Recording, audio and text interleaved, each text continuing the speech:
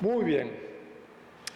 Hace 8 días vimos el primer plan evangelístico, un excelente estudio, predicación que nos dio el hermano Rodolfo. Y basado, uno de los versículos base fue Hechos 1:8, cuando el Señor dijo: recibiréis poder cuando haya venido sobre vosotros el Espíritu Santo. Y vimos cómo hubieron milagros, sanidades, muchas cosas grandes, ¿verdad?, como parte del primer plan evangelístico. El tema de hoy es una perspectiva completa, dice el número 9, una perspectiva completa. Y está basado en Hechos 17, 2 y 3. Hechos 17, libro de Hechos 17, 2 y 3. Dice que Pablo, como acostumbraba, fue a ellos, note, ojo, por 3 días de reposo, discutió con ellos. 3 días. Un sábado, otro sábado, otro sábado. No ratitos, días. Declarando y exponiendo por medio de las Escrituras que era necesario que el Cristo padeciese y resucitase de los muertos. Note, Pablo, como acostumbraba, fue a ellos, a la gente, y por 3 días, vamos a ver más adelante, esto se reunió en la sinagoga. La sinagoga era un lugar donde se reunían a orar, estudiar la palabra.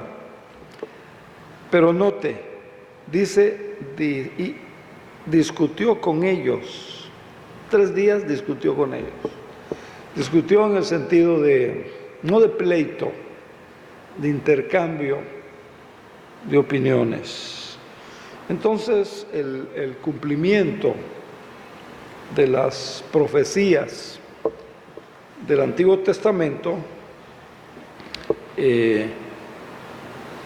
se había cumplido, ¿no? Dios había manifestado su salvación. Dios había enviado a Jesucristo para morir, quien él mismo era un mensaje de redención. También confirmó, ¿verdad?, la deidad de Cristo, o sea, el Hijo de Dios.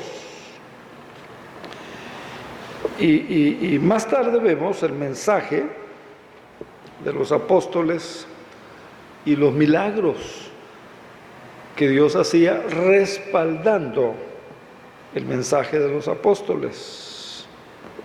Y ya observamos, como ya dije en el estudio anterior, la forma en que ese método evangelístico fue llevado a cabo por los apóstoles. Y Dios confirmaba el mensaje, dándoles ese poder del Espíritu Santo y haciendo maravillas. En el libro de los Hechos, vamos a ir al libro de los Hechos y vamos a ver algunas cositas antes de seguir. En Hechos 1:8 ilustra este poder prometido, y texto que ustedes saben: recibiréis poder. ¿Se acuerdan la palabra que les enseñó el hermano Rodolfo? Dunamis. La misma palabra de donde viene la palabra de qué actual hoy. ¿Cuál? Él no lo dijo. Y muchas veces, la misma raíz, la misma palabra de donde viene la palabra actual hoy, que es dinamita. dinamita. Entonces, ese poder fue demostrado por medio de aquellos predicadores. El proceso se inició, este proceso se inició, como dice Hechos, capítulo 2, vino del cielo un estruendo, como de viento. ¿Cómo? No era viento, como de viento. Vino del cielo un estruendo como de viento. No era viento, pero era un estruendo como de viento recio, que soplaba. Yo no sé si ustedes han tenido la oportunidad de experimentar un viento así fuerte.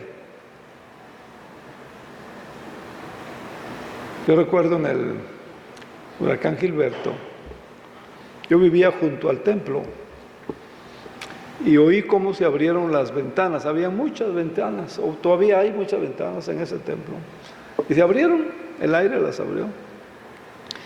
Y a mí se me hizo fácil con mi hijo Samuel ir a cerrarlas en la noche. Oiga, cuando vimos y sentimos proyectiles desde Las Palapas hasta la calle de Crisantemos, atrás de Chedraui, para adentro, ¿verdad?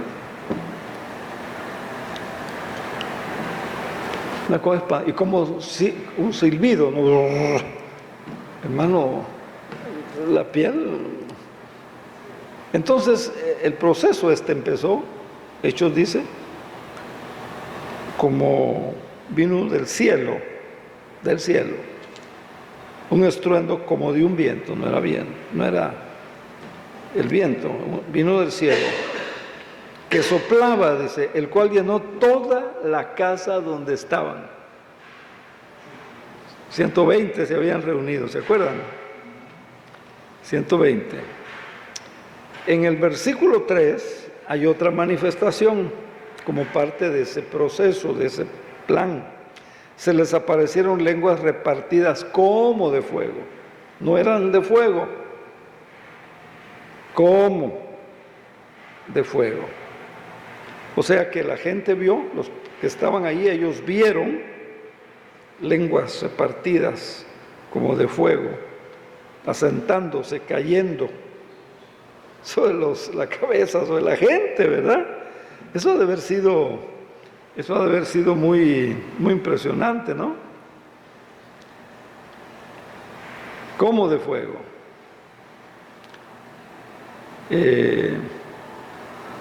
Eso ha de haber sido tremendo. Y dice que todos fueron llenos del Espíritu Santo y comenzaron a hablar en otras lenguas.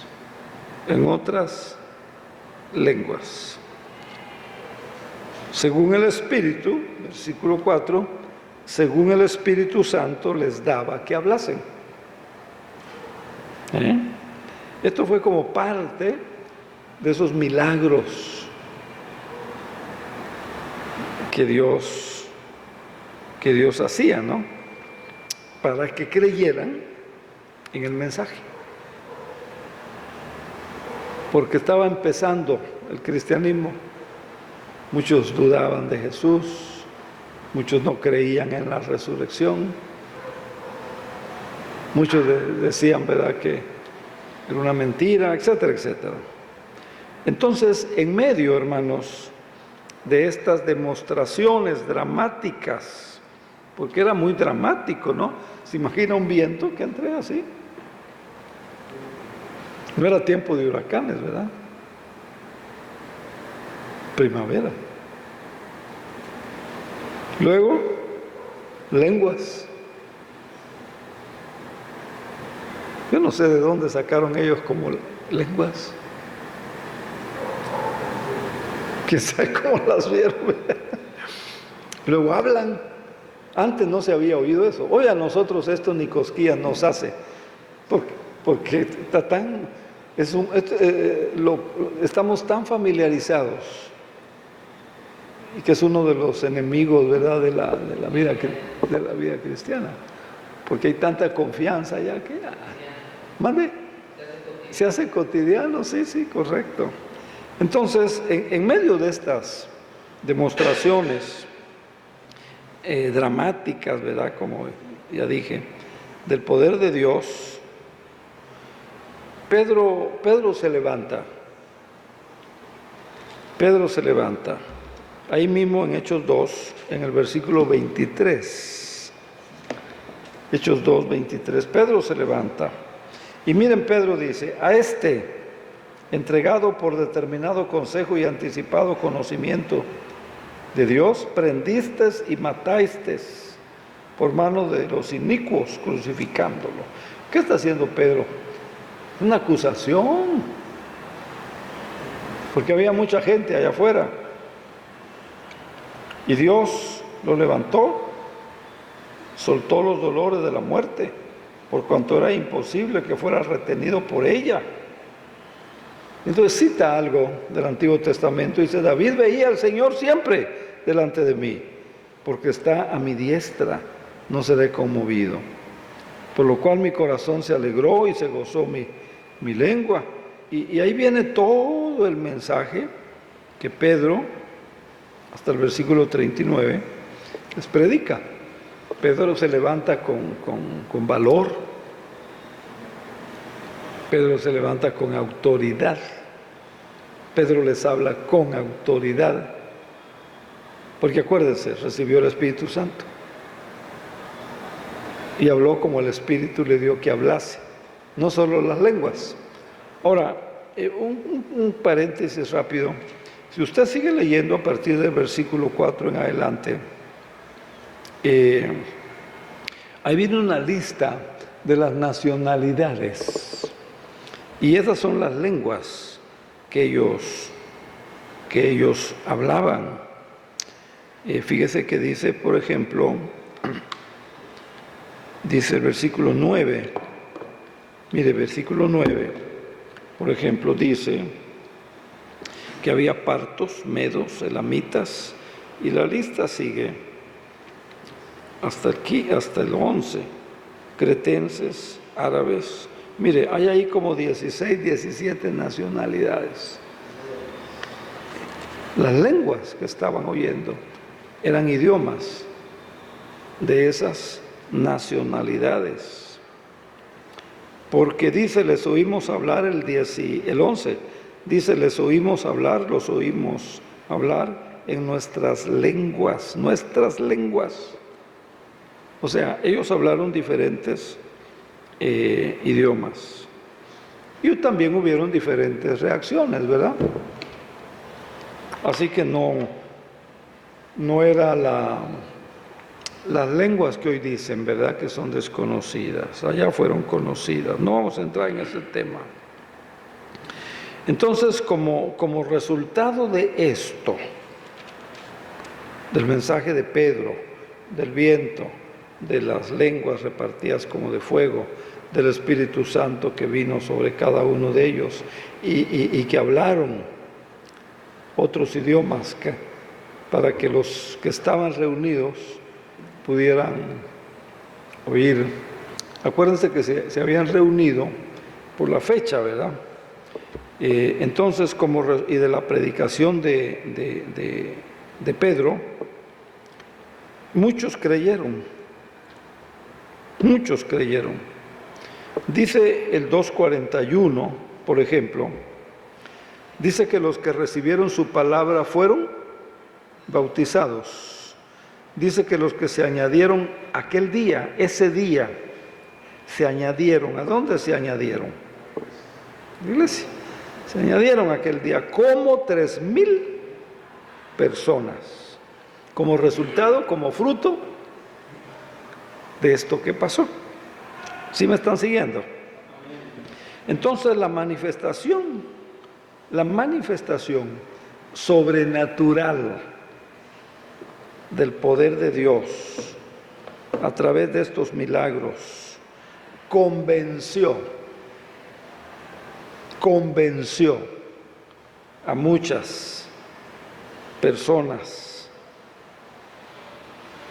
Y entonces el fruto o la consecuencia fue que creyeron en Cristo como su Señor y como su Salvador personal. Entonces, esa metodología sobrenatural comenzó y continuó siendo parte del plan de Dios para confirmar el mensaje que los predicadores daban, que los apóstoles daban, para que los inconversos creyeran.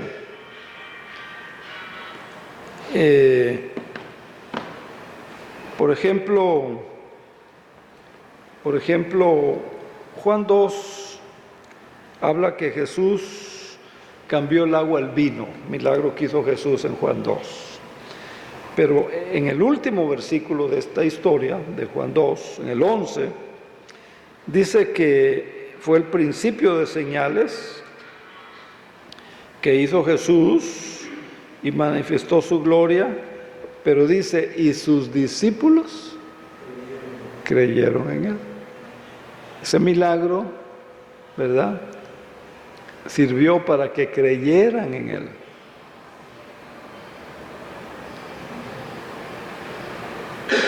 Los milagros que hoy oímos muchas veces no son para que la gente crea en él.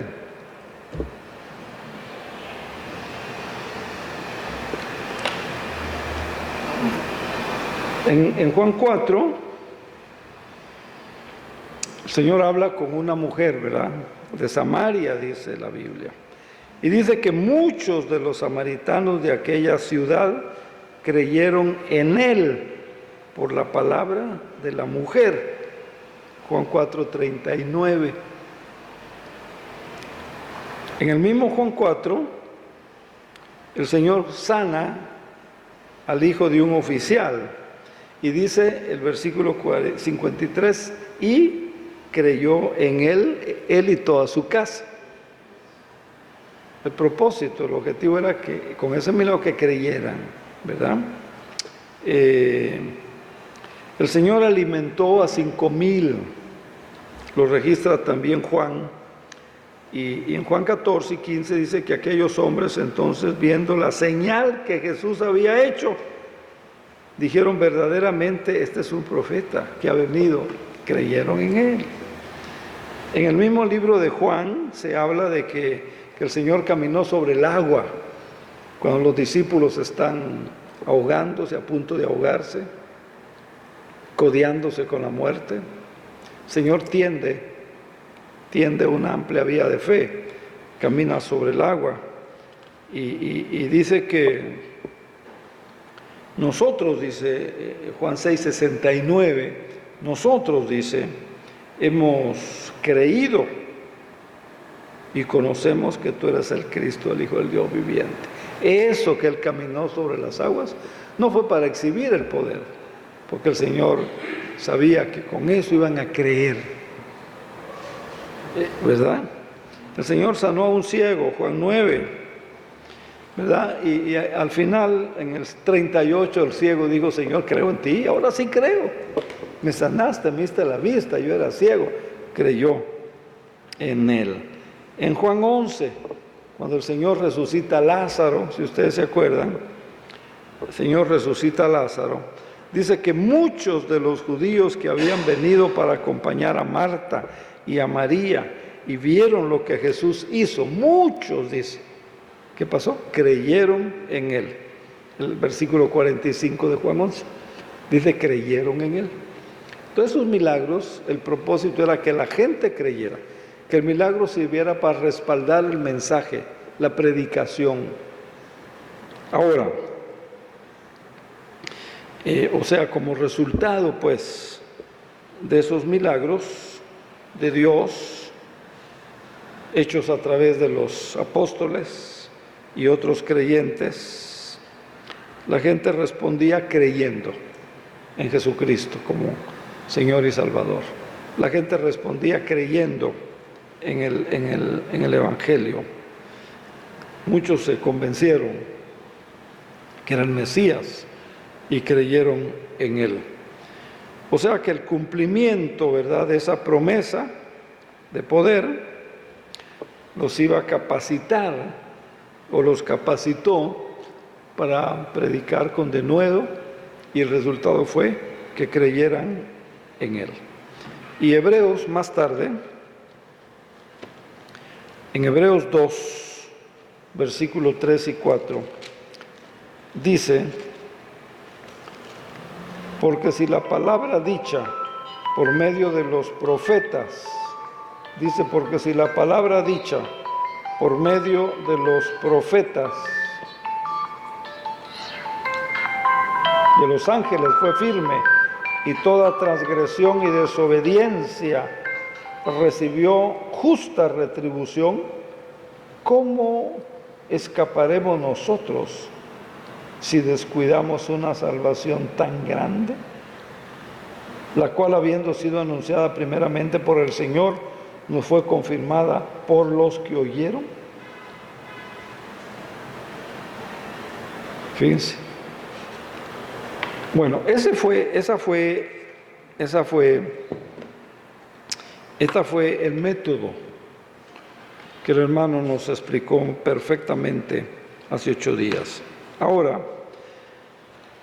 vimos en Hechos 17, 2 y 3, Pablo, como acostumbraba, fue a ellos, y por 3 días de reposo discutió con ellos, declarando y exponiendo por medio de las Escrituras. Vamos a comenzar en Hechos 17 y vamos a ver varias cosas, quiero que noten el cambio de metodología en la Biblia, ¿verdad? Porque hoy hay por ahí que a veces dicen, si no hay un milagro, no está Dios. Si no hay un milagro espectacular, porque además quieren un milagro espectacular, no está el Espíritu Santo. Si no hay un milagro espectacular, no están predicando bien. Bueno, vamos a comenzar con Hechos 17. El doctor Lucas, el evangelista Lucas, que escribió Hechos, hace un registro muy detallado y muy importante acerca de ese cambio en el método evangelístico de Dios. Un cambio muy importante acerca del método evangelístico de Dios. No quiere decir que no continuaron los milagros, pero ya no fue con la misma fuerza que antes. Hechos 17 del 1 al 4. Dice que pasando, dice, por Antípolis, Apolonia, llegaron a Tesalónica, donde había una sinagoga de los judíos. Pablo, como acostumbraba, fue a ellos y por 3 sábados discutió con ellos, declarando y exponiendo por medio de las Escrituras que era necesario que el Cristo padeciese y resucitase de los muertos, y les decía: Jesús, a quien yo os anuncio, Él es el Cristo. El 4. Algunos de ellos creyeron y se juntaron con Pablo y se juntaron con Silas. Asimismo, un gran número de griegos y mujeres no pocas. ¿Ya lo vio? ¿Qué milagro hubo aquí? ¿Qué milagro? ¿Qué milagro hubo aquí?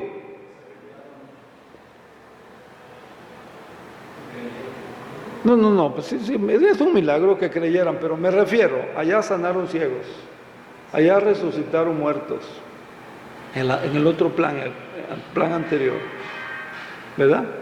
Habían milagros, lenguas como de fuego, un estruendo del cielo como un viento recio. ¿Qué milagro hay de aquí en del 1 al 4? Ninguno. Vea usted, dice que Pablo discutió con ellos. ¿Cuánto tiempo? 3 sábados. Nosotros salimos, ¿verdad? Y damos un folletito y queremos que en 10 minutos ya se convierta la persona, ¿no? No le dedicamos tiempo, ni amor, ¿verdad? Mire, otro ejemplo, y luego vamos a hacer algunas conclusiones para ir terminando. En el capítulo 18 de Hechos, dice: después de estas cosas, Pablo salió de Atenas y fue a Corinto, y halló a un judío llamado Aquila, natural de Ponto, recién convertido, recién venido de Italia, con Priscila su mujer, por cuanto Claudio había mandado que todos los judíos salieran de Roma. Fue a ellos, y como era del mismo oficio, se quedó con ellos a trabajar juntos, pues el oficio de ellos era hacer tiendas, y discutía, versículo 4, ojo, y discutía en la sinagoga todos los sábados, y persuadía, ojo, ¿qué hacía? Persuadía, discutía, no de pleito, intercambio de opiniones, y persuadía a judíos y a griegos. Cuando Silas y Timoteo vinieron a Macedonia, Pablo estaba entregado por entero a la predicación de la palabra, testificando a los judíos que Jesús era el Cristo, ¿verdad? Entonces, vea el método, cómo cambia el método. En el capítulo 19, versículo 11, estamos en Hechos, 19, 11 y 12. Dice que hacía Dios milagros extraordinarios por mano de Pablo, de tal manera que hasta los pañuelos o delantales que había tocado su cuerpo eran llevados por los enfermos, y las enfermedades se iban de ellos, y los espíritus malos salían. Aquí sí hubieron milagros. Allá discutieron 3 días. En el otro, en Corinto, dice muchos sábados, no un ratito, para explicarle lo que hoy llamamos plan de salvación, el Evangelio, presentar a Cristo, lo que sea, ¿verdad? Hablar del Evangelio. Muchos sábados discutiendo. Y en el 19 vemos. Ahora, vaya usted a Romanos capítulo 15, versículo 18 y 19. 15, 18 y 19 dice, porque no osaría hablar sino de lo que Cristo ha hecho por medio de mí, para conducir a los gentiles a la obediencia, y lo he hecho de palabra y de obra, con potencia, dice Pablo, de señales y prodigios, con el poder del Espíritu Santo, aquel que se anunció en Hechos 1:8. Y todo lo he llenado del Evangelio de Cristo. Entonces, vemos, hermanos, que a partir de Hechos, capítulo 17, el escritor sagrado describe que hay una nueva dimensión, que hay un nuevo método, vamos a llamarle, usado por Pablo y por sus compañeros. ¿En qué puso énfasis Pablo, según lo que leímos? En el razonamiento. Porque al discutir 3 sábados, al discutir muchos sábados, ¿a qué apelaba Pablo? Al razonamiento. Es más fácil, ¿verdad? Dios hace un milagro para que éste crea, ¿verdad? Y yo creo que así fue más fácil, ¿no? Pero vea usted cómo Dios permitió que el plan cambiara, el método cambiara, y ahora Pablo está apelando al razonamiento, a la explicación, a la importancia del estudio de la palabra. Por ejemplo, en Primera Tesalonicenses, mire, hay un dato interesante. Primer libro a los Tesalonicenses, capítulo 1, Primera Tesalonicenses 1:5, dice aquí, dice que nuestro evangelio, dice a los tesalonicenses, no llegó a vosotros en palabras solamente, sino también en el poder del Espíritu Santo y en plena certidumbre. Bien sabéis cómo nos comportamos entre vosotros por amor a vosotros. Entonces, hermanos, ¿qué nos dice esto? Primer plan, milagros. En algunos aspectos en el ministerio de Pablo, milagros y señales, dice, que eso sirvieron para comprometer a la gente, para ayudar a la gente a creer. Y no significa tampoco, ¿verdad?, que hoy ya no hayan milagros. No significa tampoco que Pablo no haya tenido milagros. Vimos Romanos, vimos en Hechos que sí hubieron, ¿verdad? Dios es soberano. Pero el énfasis, discutiendo con ellos mucho tiempo. Ahora, ¿eso qué nos dice a nosotros? Para poder Pablo discutir, ¿qué tuvo que hacer antes? Conocer, saber.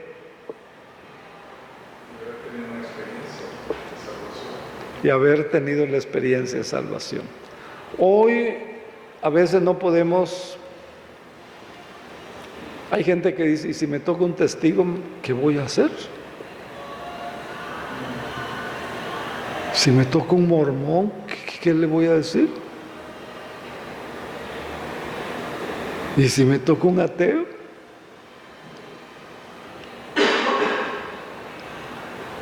Una vez que estábamos saliendo algunas tardes al parque, por ahí con algunos hermanos, una hermana, ore usted, le digo, hermana, y muy interesante, nomás como comentario al respecto. La hermana oró que nos tocara gente facilita. No podemos orar así. Tenemos que conocer la Escritura, conocer la palabra. Pablo conocía, Pablo sabía, y Pablo había tenido, como bien dice el hermano Rodolfo antes, una experiencia de salvación. Y al discutir, quiere decir que, y acuérdense, dice que muchos griegos también creyeron, se persuadieron, dice, los griegos eran los intelectuales. Los griegos eran los cultos, los griegos eran los filósofos, los griegos eran los estudiosos.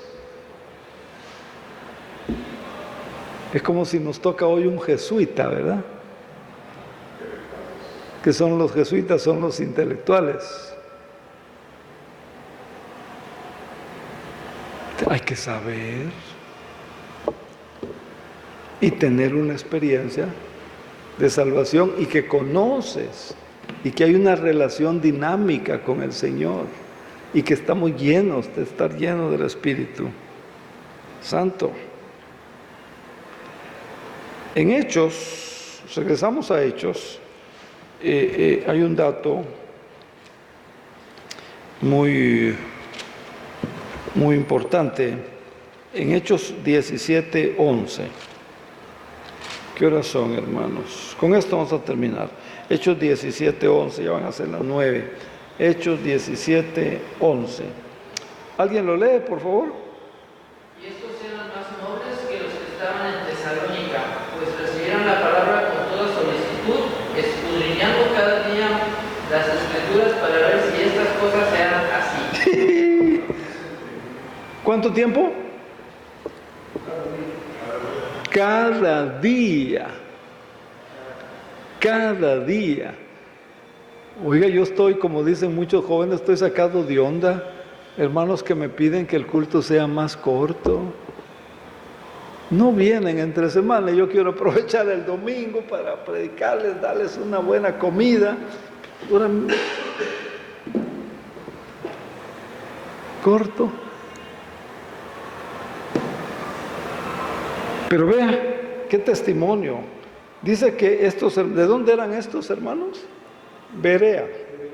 De Berea. Fíjese, vea que eran más nobles que los de Tesalónica. Y los de Tesalónica hicieron lo mismo, ¿eh? También se pusieron por ellos a investigar, a leer. No estudios bíblicos de ratito, ¿verdad?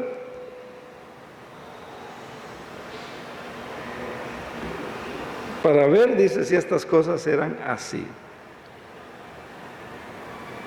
Entonces,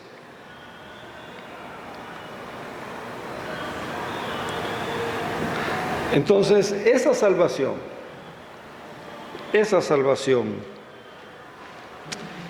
tan grande que tenemos, como dice y que ya leímos, Hebreos 2, 3 y 4. ¿Cómo escaparemos nosotros, usted y yo, nosotros hoy, si descuidamos una salvación tan grande, la cual, habiendo sido anunciada primeramente por el Señor, por nuestro Señor Jesucristo? El milagro del vino, el objetivo no era pobrecitos, ¿verdad? Se quedaron sin vino. Que creyeran en Él. Pobrecita Marta y María, se murió el hermano, era el sostén de la casa, era el que defendía a las dos mujeres solas. Pobrecitas. No, el objetivo era que creyeran en Jesús y en el evangelio que Él predicaba. Qué buena gente el Señor. Mira, habló con la samaritana. No, el objetivo era que creyeran. ¿Se da cuenta? Entonces vea, cuando en Hebreos ya dice, ¿cómo escaparemos nosotros si descuidamos una salvación tan grande, la cual, habiendo sido anunciada primeramente por el Señor, después dice que fue confirmado por los que oyeron? ¿Cómo fue confirmado? Milagros, señales, testificando Dios juntamente con ellos. Aquí dice, señales, prodigios, diversos milagros, repartimiento del Espíritu Santo según la voluntad de Él, porque Él es soberano, no es lo que yo quiero, ¿no? Entonces, hermanos, la pregunta es, para irnos, ¿qué nos enseña esto?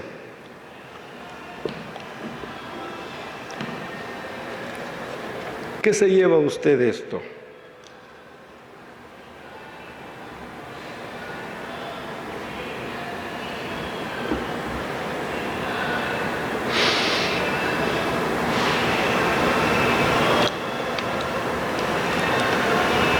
¿O qué aprendió?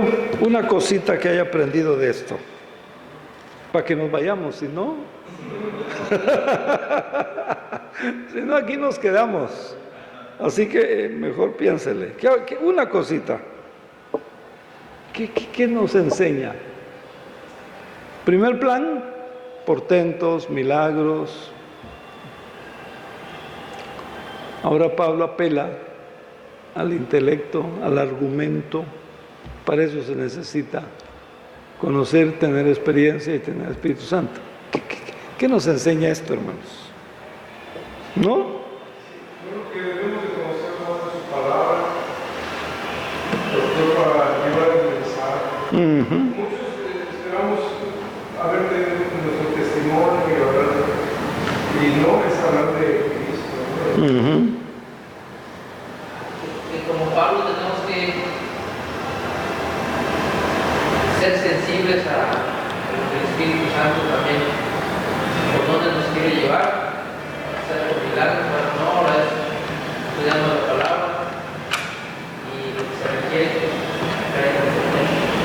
¿verdad? Muy bien. O la pregunta tal vez, ¿qué podemos hacer? ¿Qué podemos hacer como cristianos? ¿O qué podemos hacer para que los cristianos participen en este tipo de testimonio? ¿Qué podemos hacer para que usted y yo participemos en testimonios como estos que hemos leído y visto? Yo creo que la respuesta la encontramos en el libro de los Hechos. La iglesia de Jerusalén, yo creo que ilustra perfectamente cómo ellos continuaron con la enseñanza de los apóstoles. Dice Hechos 2, 46 y 47. Mire lo que dice. Perseveraban unánimes cada día en el templo y partiendo el pan en las casas, comían juntos con alegría y con sencillez de corazón, alabando a Dios y teniendo el favor de todo el pueblo. Y el Señor, dice, añadía a la iglesia los que habían de ser salvos. ¿Qué milagro hay en el 46 y 47 de Hechos 2? Ninguno. ¿Qué hacían los hermanos? Perseverar. Hoy, ¿verdad? Algo que hemos perdido es la perseverancia. Y aquí está el testimonio de la perseverancia. Los varones es un buen ejemplo. Perseverancia es algo que podemos hacer. Unánimes. Todos. Unánimes. Cada día. Todos los días, pues. ¿Dónde? En el templo. Además, en las casas. En las casas. Comían juntos con alegría y con sencillez de corazón. Y entonces alababan a Dios. Y dice que tenían el favor del pueblo. Tenían la simpatía del pueblo. Al pueblo le gustaba eso. Porque miraban esa comunión. Al estar todos los días en el templo había comunión. Al estar a las casas, no se quejaban, estaban contentos. Dice que alababan a Dios. Miren, hoy decimos cultos de alabanza, ¿no? Reuniones de alabanza decimos hoy, ¿verdad? Y como consecuencia, dice, tenían el favor del pueblo. Y como más consecuencia, el Señor añadía cada día, todos los días, a la iglesia, los que habían, porque vieron el testimonio, la fidelidad, el amor, el compromiso, la unidad, se llevaban bien en el templo y en las casas. Eso. ¿No dice que les predicaron el Evangelio? Nosotros decimos, pues tuvieron que haberles predicado el Evangelio para que creyeran, ¿verdad? Pero vean, entonces, ¿qué podemos hacer? Lo que dice Hechos 2, 46 y 40, eso podemos hacer. Y tenemos que, un templo tan grande que lo usemos una vez a la semana, y medio lo usemos entre semana, ya casi es un elefante blanco, ¿eh?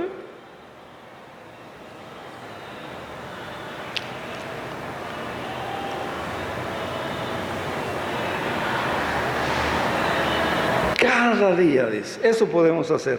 Así contestamos la pregunta. Hermanos, Dios les bendiga. Que el Señor les bendiga, que estén bien, hermanos.